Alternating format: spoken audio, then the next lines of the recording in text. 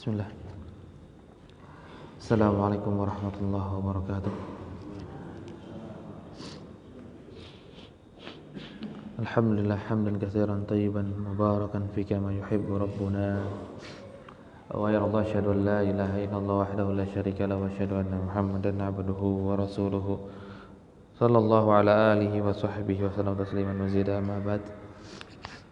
Alhamdulillah kita sampai ke dalam awal wahyu turun kepada Nabi Muhammad sallallahu alaihi wasallam, yaitu surat Al-Alaq 1 sampai 5. Yang dimana Allah Subhanahu wa taala pilih ayat ini ataupun pilih surat ini karena keagungan dan kemuliaan lafaz yang ada dalam ayat tersebut. Kemudian setelah turun ayat ini, maka terjadi fatrul wahyi. Wahyu itu turun putus. Maksudnya putus di sini enggak turun lagi. Beberapa saat sampai membuat Rasulullah SAW mencintai turunnya wahyu. Karena awal Rasul ketakutan kan. Setelah turun surat ini ketakutan dengan malaikat Jibril lagi apa yang dipeluk. Sampai Rasul SAW sangat letih, enggak kuat. Kemudian Rasul sampai pulang ke rumahnya berkata kepada Khadijah, "Zammiluni, zammiluni." Selimuti aku. Begitu ketakutan. Maka Allah Subhanahu wa taala setelah menurunkan surat ini, ayat ini, maka Allah Subhanahu wa taala tidak menurunkan yang lain. Supaya membuat Rasul sallallahu alaihi wasallam terus teringat dengan kejadian tersebut yang membuat Rasul mencintai itu. Karena ini baru pertama kali turun. Dan Nabi Muhammad SAW istimewanya berbeda dengan para nabi yang lain. Berbeda dengan Nabi Musa alaihissalam adalah apa? Nabi Muhammad diutus langsung dengan kitab. Langsung membawa kitabnya. Nah, maka butuh istilahnya sebuah muqaddimah yang dimana Rasul bisa siap untuk menerima wahyu ini. Maka Allah Subhanahu wa taala dengan cara itu, setelah turun surat Al-Iqra, maka Allah Subhanahu wa taala tahan terlebih dahulu surat yang lain turun. Maka beberapa hari tidak turun lagi wahyu selain dari surat Iqra bismi rabbikal ladzi khalaq sampai ayat ke-5. Ini membuat supaya Rasulullah SAW itu merindukan kejadian itu, mencintai turunnya wahyu.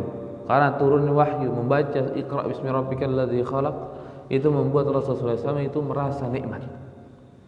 Maka akhirnya terbuktilah setelah beberapa hari tidak turunnya wahyu, maka Rasul sallallahu alaihi wasallam itu merasa menginginkan hal itu kembali, menginginkan turun lagi Al-Qur'anul Karim. Maka Rasulullah SAW datang lagi ke Gua Hira untuk kesekian kalinya, untuk kedua kalinya setelah kejadian turunnya wahyu. Setelah turunnya wahyu, maka Rasul tidak menyentuh gua tersebut. Awal pertama kali ketakutan, kemudian sampailah Rasulullah SAW mencukai, maka Rasul datang lagi ke Gua Hira. Maka sebelum masuk ke dalam Gua Hira, tiba-tiba dipanggil oleh malaikat Jibril. Dia dipanggil oleh malaikat Jibril alaihissalam.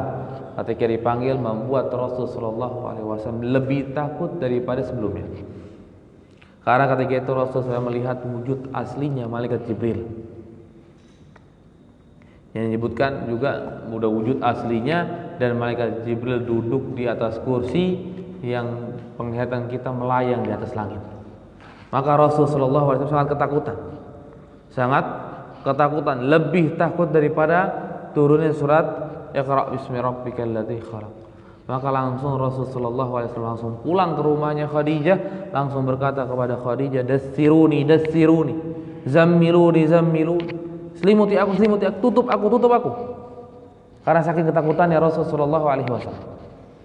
Maka ketika ditutup selimutnya, ditutup sampai ke wajahnya Rasulullah SAW, maka barulah turun surat Al-Muddatsir di rumahnya Khadijah binti Khuwailid radhiyallahu anha.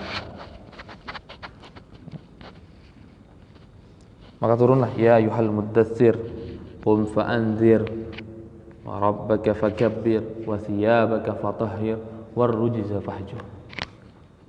Turunlah surat tersebut. Turun surat tersebut yang juga hanya 5 ayat saja. Dan juga hanya 5 ayat saja. Dan surat ini Al-Muddatsir ketika turun menjadilah Rasul sallallahu alaihi wasallam menjadi seorang rasul. Makanya beliau menyebutkan wa ursila bi al-Muddatsir, dan diutuslah menjadi seorang nabi ketika turun surat Al-Muddatsir. Jadi ketika turun surat Al-Iqra dari Bismi rabbikal ladzi khalaq, maka Rasul sallallahu alaihi wasallam itu masih statusnya sebagai nabi, belum sebagai rasul. Sampailah turun surat Al-Muddatsir, baru derajat Rasul naik menjadi seorang rasul, utusan Allah Subhanahu wa taala. Dan tinggalnya Rasul sallallahu alaihi wasallam yang disebutkan oleh beliau adalah wa baladuhu Makkah, dan tempat tinggalnya Rasul sallallahu alaihi wasallam Mekah. Maka ini ya jelas ya, Rasul sallallahu alaihi wasallam mencintai Mekah dengan kecintaan yang sangat besar. Rasul sallallahu alaihi wasallam mencintai Mekah dengan kecintaan yang sangat besar. Ketika Rasul pergi hijrah keluar dari kota Mekah, maka Rasul berkata kepada kota Mekah, sungguhnya engkau adalah sebuah negeri yang dicintai oleh Allah Subhanahu wa taala. Kalaulah seandainya bukan karena sukumu, pendudukmu mengusirku, maka aku tidak akan keluar. Kalau seandainya tidak diusir, aku tidak akan keluar dari kota Mekah. Saking cintanya Rasul sallallahu alaihi wasallam dengan kota Mekah. Tapi Rasul harus hijrah karena sudah tidak lagi kondusif untuk berdakwah di Mekah. Maka pindahlah ke kota Madinah yang Rasul sallallahu alaihi wasallam persiapkan sebelum hijrahnya. Masya Allah, Rasulullah SAW ini adalah seorang yang visinya jelas, memandang ke depan sangat tinggi. Enggak ujuk-ujuk Rasulullah SAW langsung pindah ke Madinah, enggak. Rasul siapkan kota Madinah ini sampai 3 tahun. Pertama Rasul dakwahi dulu ketika para penduduk Mekah datang ke kota Mekah. Kota Madinah datang ke kota Mekah ketika haji, maka datang ke kemah-kemahnya. Tawarkan dulu Islam. Akhirnya mulai ada yang tertarik. Setelah ada yang tertarik, maka diperintahkan untuk dakwah ke negerinya. Maka tahun besoknya mereka membawa beberapa orang. Maka terjadilah di sana Baiat Aqabah pertama. Kemudian setelah Baiat Aqabah pertama, mereka minta seorang sahabat senior untuk mendakwahi mereka. Maka diutuslah Mus'ab bin Umair. Baik lagi kota Madinah, Mus'ab bin Umair dengan para Ansar, maka dakwahnya sukses besar. Maka terjadilah Baiat Aqabah kedua yang menyebabkan seluruh penduduk kota Mekah atau seluruh rumah kota Madinah itu pasti ada orang yang muslimnya. Baru ketika itu Rasulullah SAW hijrah ke kota Madinah. Jadi Rasulullah SAW hijrah ke kota Madinah bukan langsung ujuk-ujuk hijrah, tapi Rasul sudah persiapkan kota Madinah terlebih dahulu. Ini kecerdasan Rasulullah SAW. Dan juga Rasulullah SAW ke kota Madinah hijrahnya termasuk hijrah yang terakhir. Karena Rasul baru perintahkan kepada para sahabatnya untuk hijrah, dan Nabi Muhammad belum diperintahkan oleh Allah untuk hijrah. Jadi hijrahnya terakhir, agak terlambat. Begini seorang Nabi, dia harus siap menjadi benteng pertama kali yang dipukul nih, bahasa kita. Jadi tameng. Ketika para sahabat sudah hijrah, Umar sudah hijrah ke kota Madinah, maka Rasulullah berkata kepada Abu Bakar, sabar Abu Bakar, sabar Abu Bakar. La'anallahu yaj'alaka yusahibuni. Semoga Allah Subhanahu wa taala menjadikan engkau itu nanti menemaniku ketika hijrah. Karena Rasulullah SAW belum diperintahkan dan belum diizinkan untuk hijrah ke kota Madinah. Belum diizinkan untuk hijrah ke kota Madinah. Maka sampailah sebuah malam Rasulullah SAW datang ke rumah Abu Bakar dengan muka yang gembira. Muka yang gembira. Maka Abu Bakar sudah paham, berkata, As-suhbah ya Rasulullah. Apakah aku yang akan menemanimu? Apakah aku yang akan menemanimu ya Rasulullah? Maka berkata Rasulullah, "Na'am. Saya sudah diizinkan oleh Allah Subhanahu wa taala untuk hijrah." dan engkaulah yang menemaniku untuk hijrah wahai Abu Bakar. Maka Abu Bakar Siddiq radhiyallahu anhu hijrahlah bersama Rasul sallallahu alaihi wasallam ke kota Madinah. Ke kota Madinah. Maka di selang hijrahnya kita nggak ceritakan, tapi ketika datang masuk ke kota Madinah, Rasul sallallahu alaihi wasallam adalah seorang yang tidak memiliki ciri berbeda dengan umatnya. Jadi Rasulullah itu senantiasa bergaul dengan umatnya. Maka orang Madinah ketika itu salah mengira Rasul sallallahu alaihi wasallam. Mereka tunjuk Abu Bakar itu Muhammad, itu Rasulullah sallallahu alaihi wasallam. Maka sampailah orang Muhajirin berkata, "Enggak, itu Muhammad itu sebelahnya." Muhammad adalah sebelahnya. Sakingnya apa? Rasul sallallahu alaihi wasallam itu tidak menonjol sendiri di hadapan para sahabat yang lainnya dari sisi pakaiannya ataupun dari sisi yang lainnya, tapi Rasul selalu bermasyarakat dengan para sahabat Nabi sallallahu alaihi wasallam. Maka sering juga nanti orang Badui datang kepada Rasul, "Ayyukum Muhammad?" Masyaallah. Lagi duduk Rasul sallallahu alaihi wasallam dengan para sahabat, Badui datang, "Ayyukum Muhammad?" Di mana Muhammad itu? Saking nggak bisa kecil, Rasul sallallahu alaihi wasallam itu berbau dengan para sahabat Nabi sallallahu alaihi wasallam. Sampai menunjukkan itu yang lagi menyender. Oh, itu Muhammad sudah datang. Maka juga kita pernah kita ceritakan tentang seorang wanita yang menangis ketika ditinggal oleh anaknya, yang nggak tahu Rasul sallallahu alaihi wasallam. Ya begitulah Rasul sallallahu alaihi wasallam.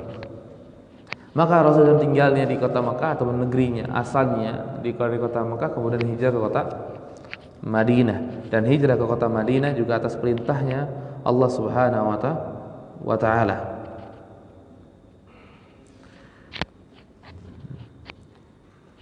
Maka tadi yang kita katakan ketika Rasul sudah keluar dari kota Mekah, Rasul sallallahu alaihi wasallam berkata, "Wallahi innaki la khairi ardillahi wa habba ardillahi ila Allah." Rasul SAW menyebutkan ketika keluar dari kota Mekah, ketika sudah berdiri di daerah Hazawarah, maka Rasul berkata, "Demi Allah, sesungguhnya engkau wahai Mekah adalah sebaik-baiknya bumi Allah Subhanahu wa taala, dan juga bumi Allah yang paling dicintai oleh Allah." Jadi Mekah, negeri Mekah adalah negeri yang paling dicintai oleh Allah Subhanahu wa taala daripada negeri yang lain. Daripada negeri Madinah ataupun negeri yang lain. Negeri Mekah lebih dicintai daripada negeri-negeri yang lain. Walaula anni ukhrijat minki ma kharajtu. Maka kata Rasul menyebut, kalau aku bukan dikeluarkan, diusir ini, maka aku akan tetap di dalam kota Madinah dan tidak akan keluar dari kota tetap akan di kota Mekah dan tidak akan keluar dari kota Mekah, karena cintanya Rasulullah SAW dengan kota Mekah. Kemudian Rasul pindah ke Madinah dan Rasul tidak tinggal kembali di kota Mekah. Kenapa? Karena seorang muhajirin tidak boleh kembali ke negeri asalnya, apalagi mati di negeri asalnya. Nggak boleh mati di negeri asalnya. Makanya ketika ada sahabat Nabi Shallallahu Alaihi Wasallam yang sakit ketika Hajjil Wada, maka Rasulullah khawatir. Maka Rasulullah doakan. Salah satunya ada Sa'ad bin Abi Waqqas. Tapi ada sahabat yang lain, Sa'ad bin Khawlah radhiyallahu anhu, wafat di Mekah. Maka Rasulullah Shallallahu Alaihi Wasallam sangat sedih. Rasulullah SAW sangat sedih dengan Sa'ad bin Khawlah yang meninggal dunia di kota Mekah. Mungkin ini yang bisa kita sampaikan. Insyaallah di pertemuan yang akan datang kita masuk ke dalam bahasan yang selanjutnya yang disebutkan oleh ba'athahullahu bin nizarah 'anil syirki wal bid'awati ila tauhid wad dalilu qaulu ta'ala ya ayyuhal muddatsir qum fa'anzir, sampai habis dalam 5 ayat tersebut. Kita sedikit nanti akan kisahkan ataupun kita akan tafsirkan surat Al-Mudatsir di pertemuan yang akan datang. Mungkin sebelum ditutup ada pertanyaan yang ingin ditanyakan.